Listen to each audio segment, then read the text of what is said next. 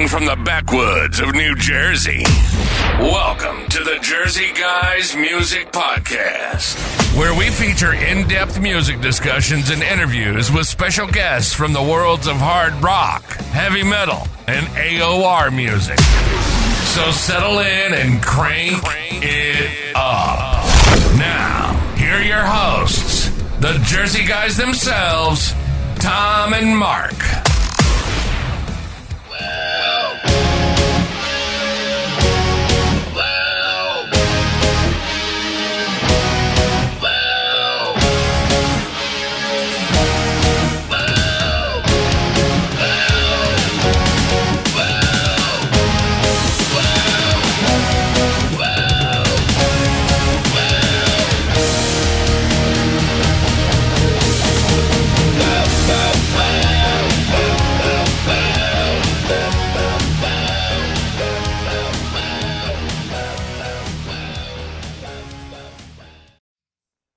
Hey everybody, welcome to the Jersey Guys podcast. I'm Mark Ballo here with my co-host Tom Coyne, and joining us tonight is the singer and songwriter from the New Jersey band Boystown, David Polemeni. Dave, thanks for joining us. Hey, nice to be here, guys. Thank you. Yeah, appreciate it. You and I actually have a little bit of a history. When the Boystown album, Angels with Dirty Faces, was released on CD back in 2005, I did a review of the CD for a website I was working for at the time, and then ended up following that up with an interview with you. But at the time, this is way before Zoom and everything like that, so it was really just an email interview. I sent you like 15, 20 questions, and you answered them and stuff like that. So it's good to be talking to you kind of face to face today, and getting to get interaction back and forth. Oh yeah, and thank you for that, because that really launched the album online. I mean, it was a whole new world. Who knew that album would take off, so many years after it was recorded. It just caught fire after your interview. I mean, all over. We were just standing back going, wow, kind of like this internet thing. Well, it's interesting because, I'm a Jersey guy my whole life, and I'm in my mid 50s. I'm 54. So I grew up kind of in that later 80s period. And I was into sort of the hard rock and metal scene. So I was going to places like Studio One in Newark, and, Tom's old haunt there, Lemoore in Brooklyn. So I was seeing more of the hair bands and stuff like that. And for whatever reason, Boystown always remained a mystery to me, because I don't remember you guys at that time on the scene. So I wanted to kind of go back, and Tom and I were just talking about this before we started. When was the album that came out, Angels with Dirty Faces, was released on CD in 2005? But give us a little background when that was recorded and everything. And I know Tom wants to follow that up. Sure. So that version of Boys Town got together in like 1987. And we started to rehearse, and we were a North Jersey band, and we had a bar. It was a after hours bar called the Orchard Grove, and it was in North Bergen, New Jersey. And that was where we kind of woodshed and cut our teeth and became a band. And because it was kind of open all night, we would just play to 400 or 500 people a night, and we had our following happening in a concentrated area. And then we used to, we would play the Dirt Club. Oh, wow. But then we had so many fans in North Jersey that we actually almost sold out the Beacon Theater, and we played there with Alan Childs, who was in Billy Squire's band, and I think even Tommy Shaw was on the bill. And we brought so many people from New Jersey. That got us the management at the China Club, which was right next door to the Beacon. And from there, we played in New York City a lot, and their China clubs in LA. So we didn't really do the classic. We weren't heavy enough for the metal clubs. Yeah. Um, so we stayed in the rock clubs in the city, and then we would, uh, just tour across the United States and play the rock clubs in Tennessee and Texas and out in Los Angeles, Madame Wong's, and that was kind of where we had our following, because the China Club was in LA and New York. Right. And we went out there and opened the China Club as we were the band there, and that kind of blew us up in that area. So we were fortunate to bounce back and forth on both coasts. But that record was kind of bifurcated. So the majority of the record was produced by David Prater in New Jersey, in Corona, New Jersey. And then we went to LA, and two of the tracks we recorded out there, Angels with Dirty Faces and Oil and Water, were done by Aaron Zigman. And then that became the full record years later. So those were actually our demos. We were shopping around to the record company, but they were done so well that they lasted, a couple of decades, and until the internet came around, and then boom, they just, I think we sold 50 to 75,000 records in just, I just remember shipping them out all over the world with CD Baby. It was just a wonderful surprise, thinking all those years later, that people would have, grabbed this record. And then most of the AOR community are audiophiles, so they love the sound, and they just kind of brought us into that journey far in a world. And I think that's where we sit right now. Yeah, for sure. Now, was your sound a little bit more steeped in the early 80s New Jersey? Because when Mark first turned me on to the record, way back, like almost 20 years ago, that's what I heard. Are you familiar with the Shadow Page Band at all from New Jersey? No. Okay, that was another band from that, and actually I was instrumental in getting their record that was on an independent label put out on CD recently. Oh, wow. They had that sound, a little bit of Springsteen in it, and the vocals. It had a very signature, almost rootsy, but AOR slickness to it, which is like very hard to describe. There were like a certain amount of Jersey bands that had that sound, 83, 84, 85. Were you guys more steeped in that sound, and it kind of carried more into the hair band era? Yeah, well, I was totally, I come from the 70s folk influences. My thing was writing songs on acoustic guitar. Started with Jim Croce, who is my number one guy. And then I became a Springsteen fanatic. And my thinking was, hey, this is what these songs will sound like when I get this band. It'll be like a Tom Petty, and we'll go for that organic sound. And then because of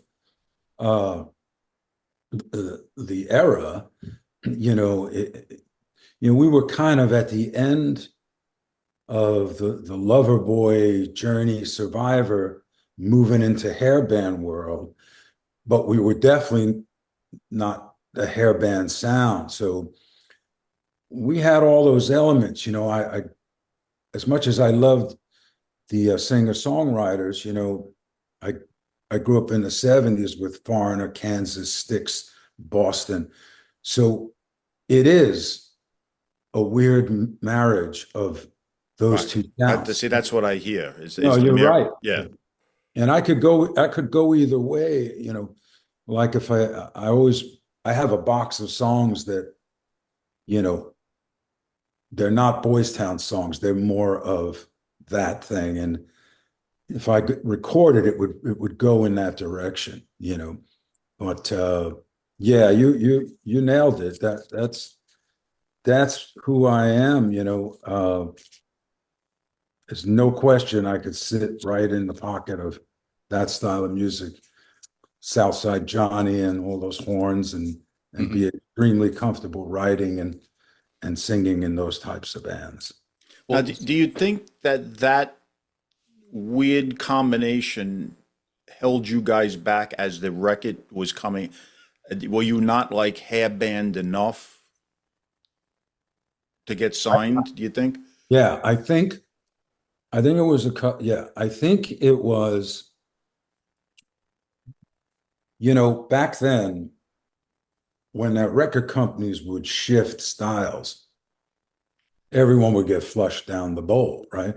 So years later, I always tried to figure it out. Like, why did we get a record deal in England and not in the United States? And then I realized back then England was always behind America. Like that's right. What happened there after, right? So Boystown missed their time. The sound we had in 1989 should have been 1985. That's what I said before we went on the air. That's exactly what I said to him. And that's the interesting part, because when the internet came along and sucked in the record, there was no time. Like, the people all over the world that buy the record and stream it are those fans from 1985, Yeah. right? Right. So Us. Right. yeah, you guys. So I'll see things where, like, they put me in, like, hey, here's the really good AOR singers, like, and it'll be those guys, the Foreigner, Jimmy Jameson, Boystown's in there. So yeah, so we missed the big push because I looked more like the guys in that band than the hair bands. And I don't mean this in a negative way, but they look like one band, right? You could just take the absolutely players, move them around, right? Yeah. So I really feel that, I, image wise and vocal style wise and writing wise, yeah, we missed it by a couple of years, Yeah. Well, it was Tom and I were talking before we started recording, and it was funny because we're throwing bands at each other, and we're like, because like what you just said, the album was recorded or thereabouts 89-ish period, and Tom's like, there's no way that sounded like it came from that period, and he's like, it's definitely 85-ish, 86-ish sounding. So 84 even. Yeah, the way you just explained it is great. But we were talking about bands like the Michael Stanley Band. I don't know if you're familiar. Big fan of Michael Stanley. Okay. Huge, maybe like the 5 guys in New Jersey who love Michael Stanley.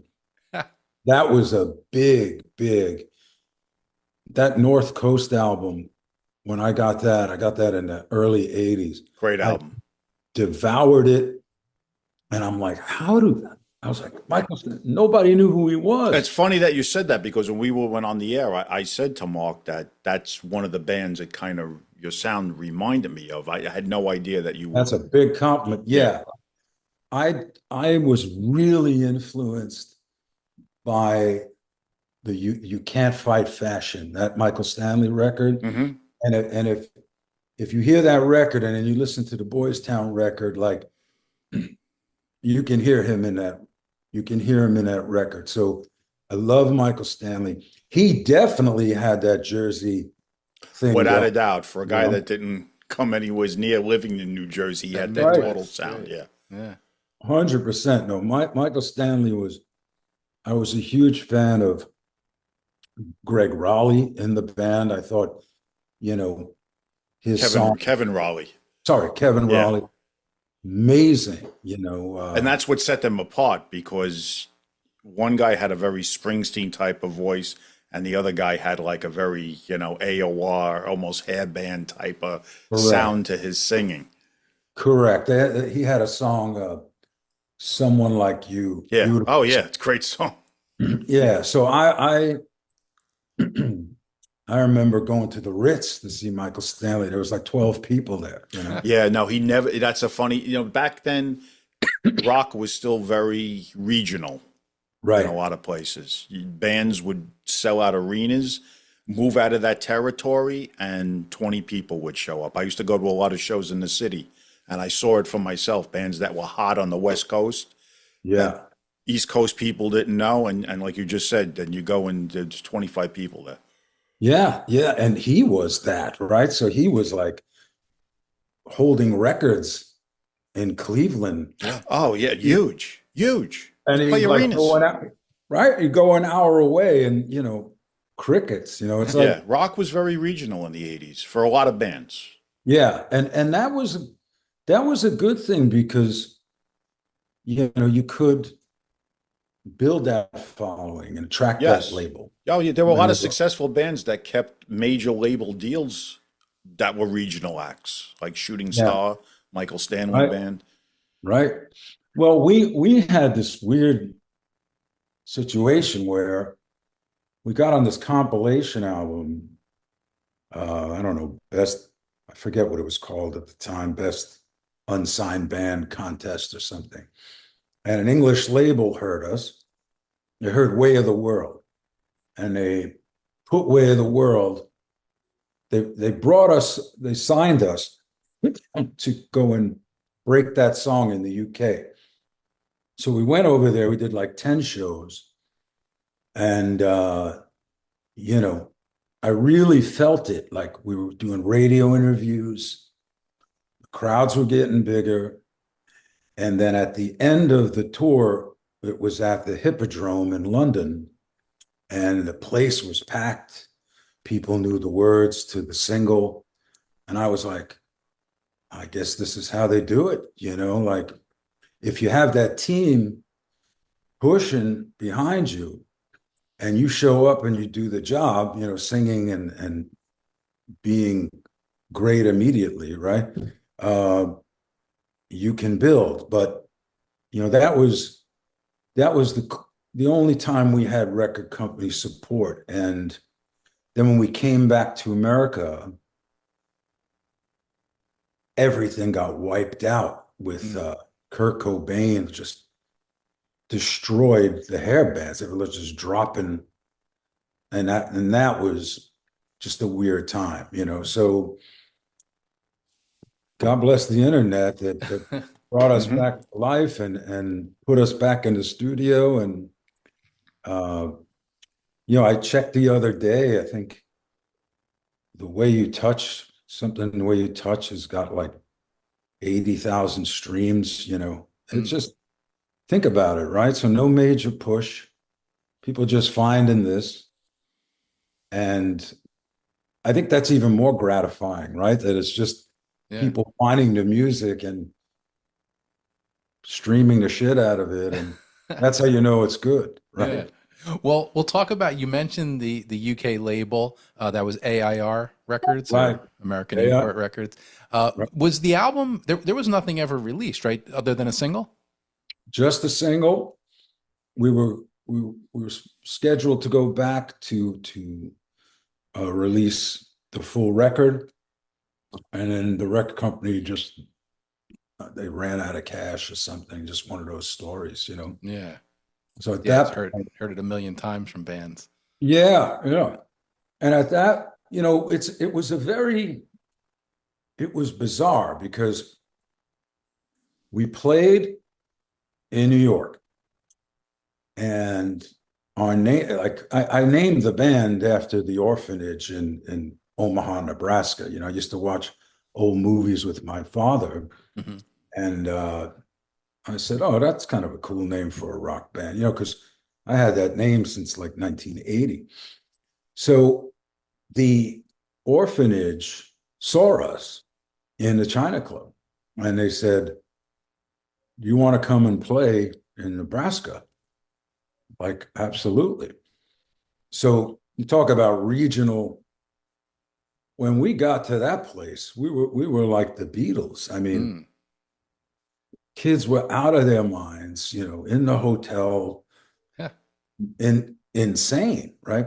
So coupled with that, we had two songs on the biggest show in the world, 21 Jump Street, Get Up and I Need Shelter, right? Yeah. So we have this momentum. We play for our namesake Boystown.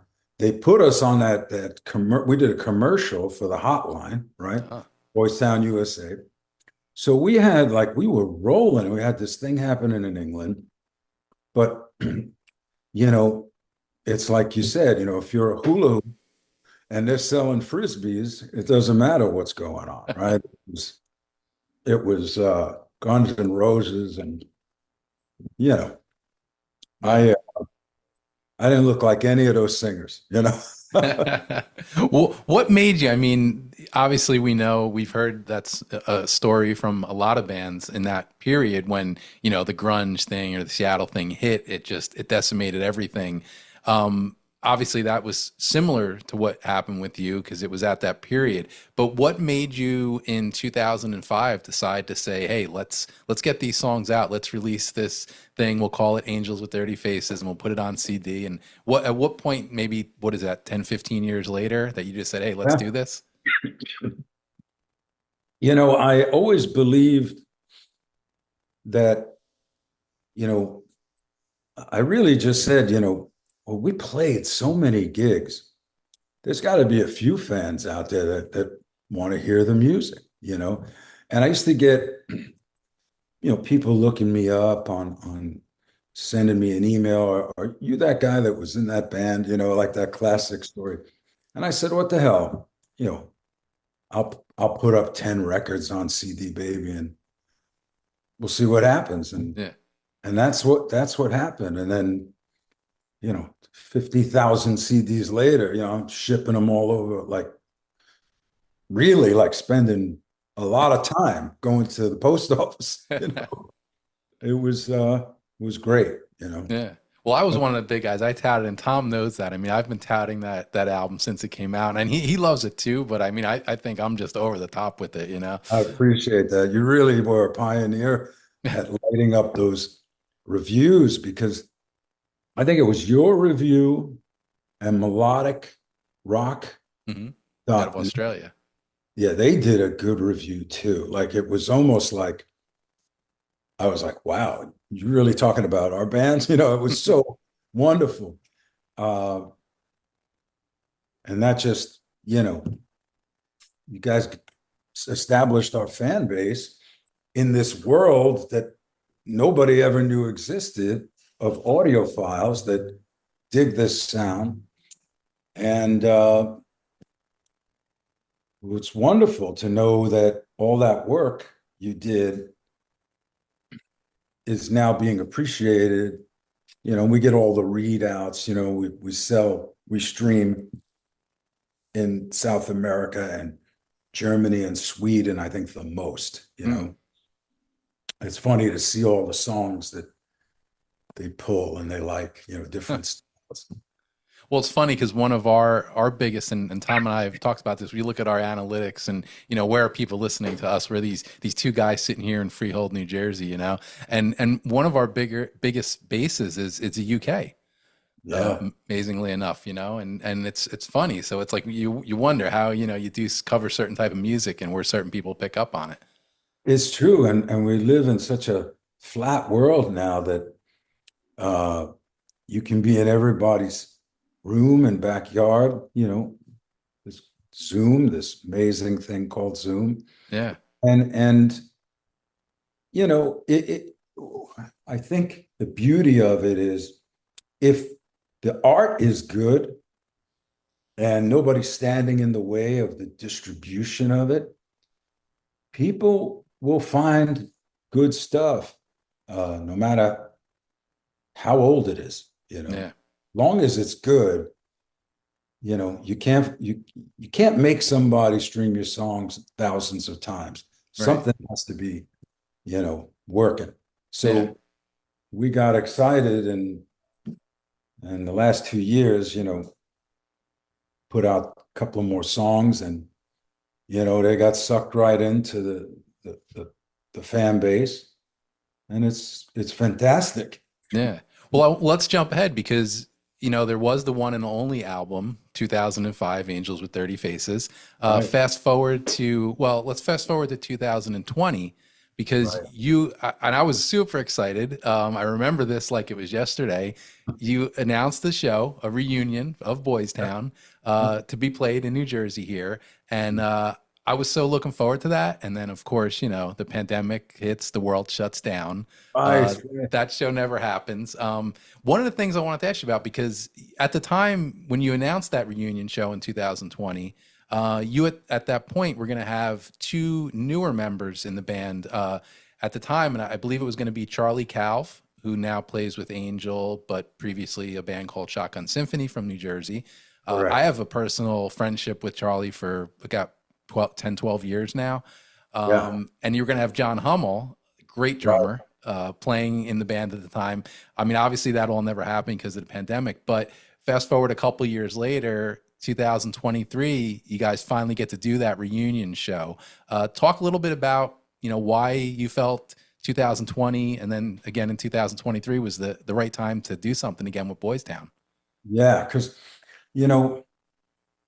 we were so excited to put the show together, and it was such a drag, the whole COVID thing, that we kept it alive. And although, I think Charlie wasn't available, when I circled back to put the band together, because the two original members were Joey Sykes and John Tito. Mm-hmm. And we started talking about it, and Joey knew, he was the guy who got us to Hummel. Okay. And we talked about one show, right? We were just going to do one big show. And the response to it was really more than we thought. And there was like a giant storm the night of that show too, which like half the people couldn't get there because the whole New Jersey was flooded. I forget, it might have been a hurricane or something. But we got together, because the whole thing was, guys, this works if I can still sing, So I was singing and working out and trying to get my voice back into doing the set. And then, we did the set, and it was the first time I had done an hour show in 20 years, Yeah. So I got through it. It wasn't where I needed it to be yet, but shortly after, it didn't take too long before we put it all together. And Johnny Tito, he's kind of like the musical director of Boys Town. Okay. He put the other guys together in the band, and boom, it just came together. And, we did the show, and I think we did 2 shows. Right. I was at both. Yes. And I have to thank you for, I kind of got in your ear and was begging you to play Jackie. And you finally pulled that out in the second show. So thank you for that. Oh yeah. That's, that song is probably the oldest song in the set. I wrote that in 1981. Wow. And recorded it in 82. So that was four-track recording that you hear. Yeah.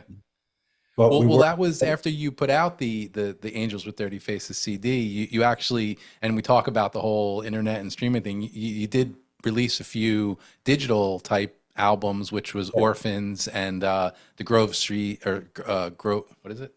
Orchard Grove Years. Orchard Grove Years, correct? Yes. Yeah. You put them out, and that had a bunch of demos, live songs, and stuff like that. And that's where the song Jackie comes from. Exactly. I wanted to get some of the stuff out that because I felt like there was so many people in lineups in Boys Town. I wanted to kind of thank them for the time they spent in the band and just release the stuff that they recorded on in the years led up to the Angels album that most of them weren't on. But, you know, I wouldn't have got there without them and their time and writing those beginning songs. So kind of the backstory of how the sound was moving, you know, into a real producer like David Prater, you know. Yeah.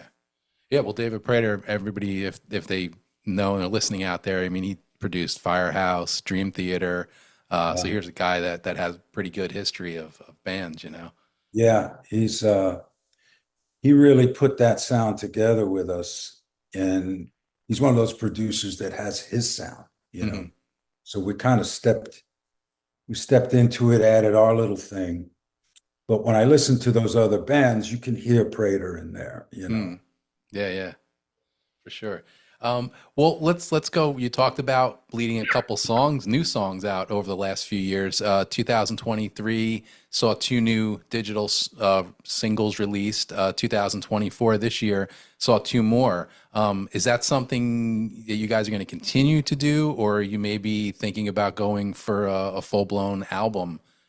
Yeah, we actually talked about that last week. You know, we were testing the waters to see, you know, how can we produce ourselves? You know, we found a wonderful studio, Surefire Recording, down by you guys in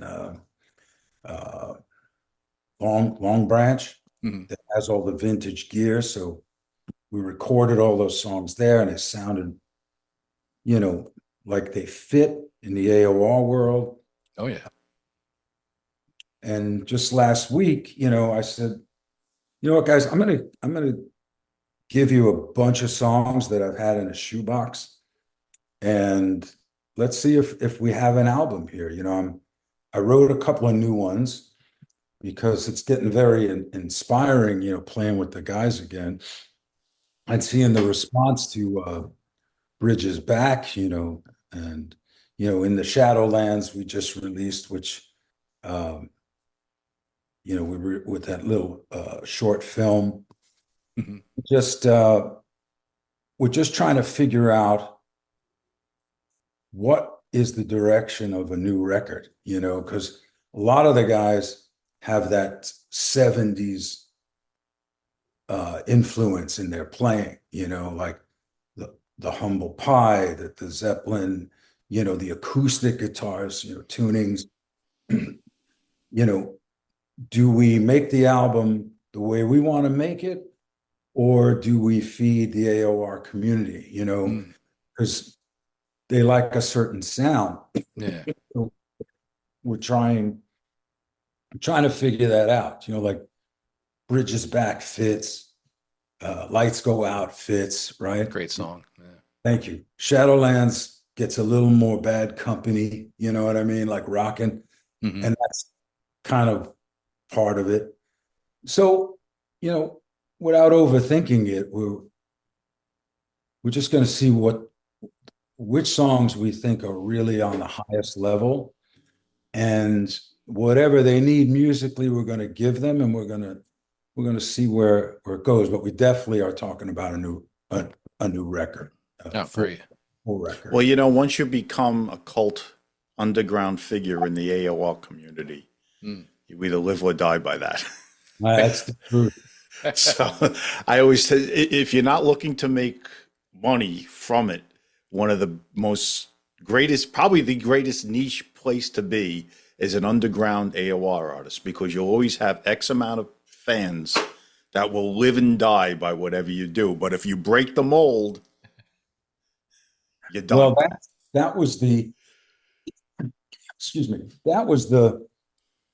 kind of mountain to climb, you know. Are these songs, you know, something I should just do as a solo artist, and then whatever happens with them in the marketplace, it's a departure from Boystown, and when you go back to Boystown, do we just keep on pounding out? You know, it's something that we actually had many conversations, because I bet. you can see what they love, and it's like the country music audience, they never get tired of hearing about their country life in those songs. The AOR community loves that sound.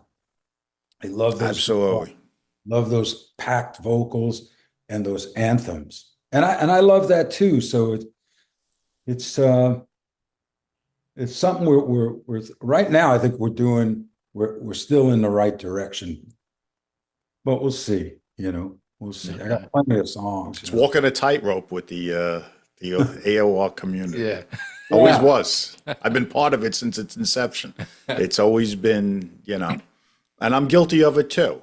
To a certain, I'm a child of the 60s and 70s, like you probably were too. So I have a very wide open taste. But when it comes to established AOR acts, that you have an album or two where, that sound is what you like, you don't want deviation from it. Yeah.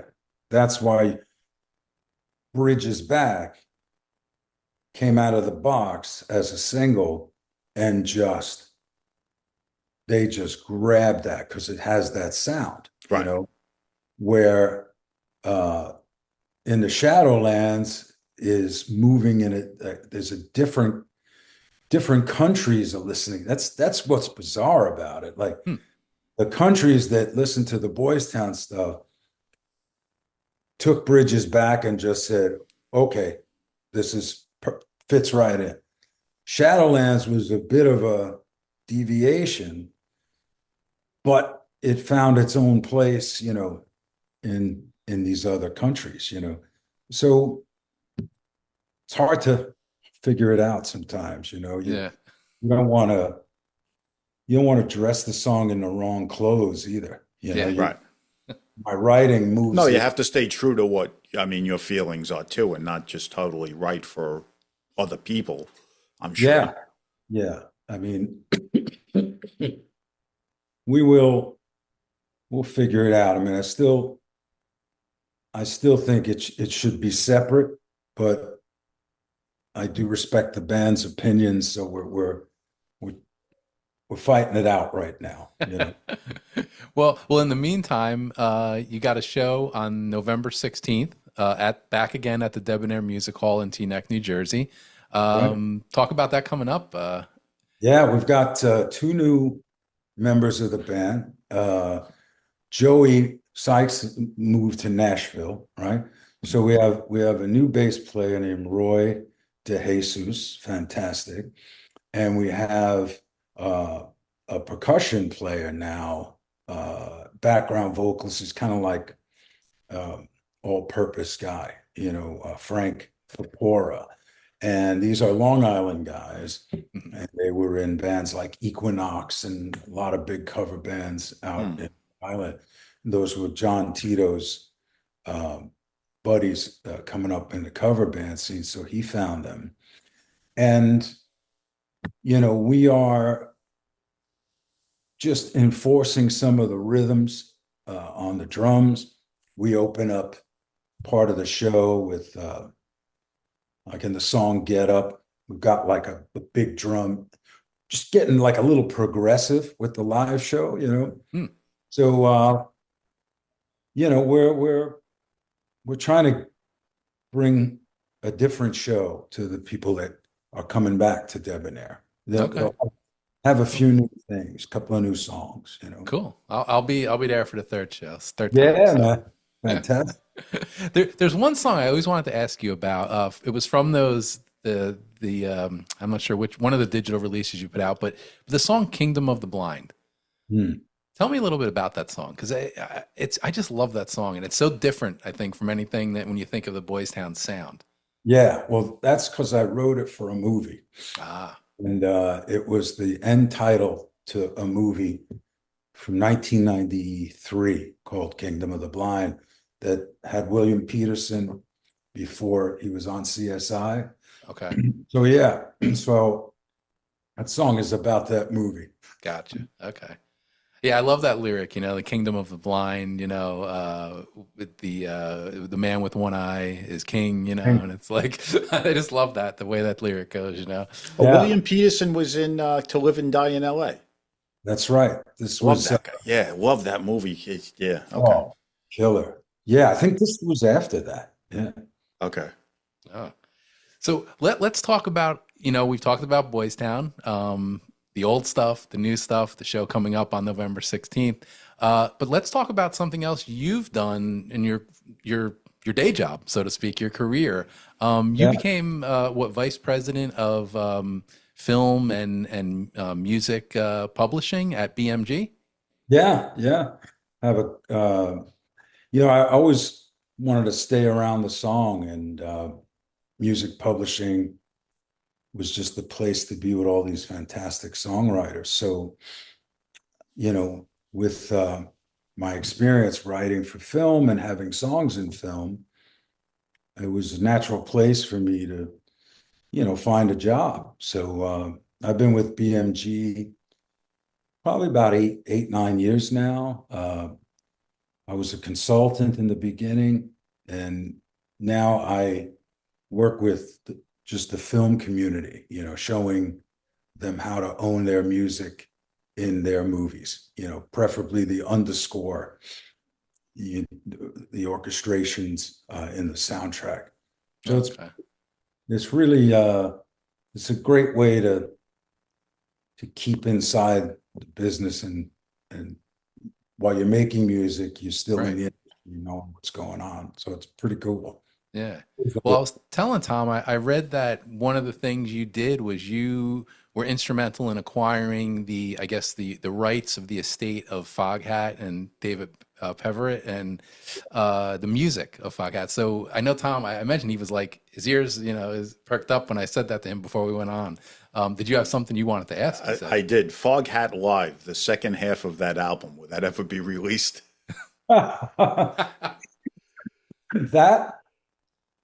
That I could find out for you, but I just I was, the other side of my brain is business, so I was just involved in the deal of the estate wanted to sell their music because I think Dave had passed away, and it was the children. They wanted to make sure that it was in the right hands. So their road manager introduced them to me, and then I made the deal with Bicycle Music, and that kind of got me started in music publishing. Before that, I was just singing television commercials to make a living, and jingles. Oh, wow. But Because the story with that record was it was supposed to be a double album. And the record company at the last minute cheaped out on it and wanted to put it out as a single. And the other half of that live album is sitting in the can. And I know there's been Rock Candy try to get the rights to it. There's been a lot of labels that try to get the rights to it, but it's never happened. Yeah. Well, that would probably be Bicycle Music now turned to Concord Music. So I think Concord Records would be the owners of those songs. And That's what I suspected, yeah. Which, you get into that corporate. No, I know. They want crazy money to release something that's at this time is not going to sell all that much. Yeah. Yeah. But the fans would love it, It's one of the greatest live albums ever, in my opinion, like a top 5 live album. And to know that half of it's in the can and never been released has always been fun. And I didn't even know that until Rock Candy wrote about it about 10 years ago in one of their magazines. They interviewed Roger Earl. Right. And he tried to get, he was one of the original members. He tried to get the rights to it, and he couldn't. I gotta make some inquiries, see if I can find something out about it. Yeah, I'd love to know what's holding it. I mean, unless they're asking like a crazy amount of money that nobody wants to put up for in this day and age. But could be a lot of and I'm just, speculating, but it could be a lot of record label claiming, hey, they were recording artists under our label. When I'm sure. Yeah. That'll stop things for sure. Yeah. So one of the other things I wanted to talk to you about before, as we're kind of closing things or wrapping things up here, I did want to ask you too, you, in addition, and we talked about the music publishing thing and involved in that, you also kind of do a production thing within the industry. You've been responsible for producing like a Frank Stallone documentary that came out in 2021. Yeah. Yeah. What happened was the last 5 years, being around all the filmmakers, I wanted to get into producing films. I watched how it was being done and packaged, and I said, you know what, I think I could do this. So, I started with an independent film called Locating Silver Lake, and I raised the capital to produce that film. And that was my first experience in the film business. And I believe that's on Amazon Prime or one of those platforms now. After that, I produced 2 documentaries for the Stallone family. One was 40 Years of Rocky, The Birth of a Classic, which is a half an hour documentary with Sylvester Stallone about the making of the movie. And then we did an hour documentary on his brother Frank and what his career was like being in the shadow of an icon. And I produced those films and I enjoyed it. And I have a production company, and right now we have about 5 projects in development. And when I'm not writing songs, I'm writing screenplays. And right now, one of those screenplays is moving into pre-production, making offers to actors. So I'm really, getting deeper into the film business in my later years here. Helps the music, Right. And Frank Stallone did have an AOR album out in the 80s. Yes. Yeah. He's a great singer. I have to say, I work with him a lot. I never heard him sing a flat note. He's just a really professional singer. He's got a couple of big band records. I mean, he can do anything. The AOR was fantastic. Oh, yeah. Great record. And he does Sinatra stuff and Bobby Darin stuff. That's what I've heard too, yeah. Just as good. Mm-hmm. Yeah. Wow. Yeah, no, we're both fans of the AOR album he put out. So it was like 85, I think. Yeah. Great songs. Yeah. Yep. Never Gonna Give You Up. Oh, darling. Yes. Right. Yeah, he's a dear friend of mine. I love him. That's great. It's good stuff. Well, David, hey, thank you for the conversation tonight. We really appreciate catching up. Again, November 16th, Boystown, if you're in the New Jersey area, northern New Jersey, Debonair Music Hall, Teaneck, New Jersey. Band's playing again. That's it. Yeah. Fantastic. Thank you both very much. Thanks very much, David. It's been a pleasure. Appreciate it, David. Thank you. We'll Take talk care. to you soon. Good luck to you, Yankees. Yeah. I'm going to check now. Okay. All right. Bye-bye. Take care. Bye. Time can be a long and lonely ride. Tonight I feel like my best friend died. She throws the love I give in a raging river, twists and bends. Tell me why love goes behind shadows. I'm in the dark again, and we scream and we shout, and the light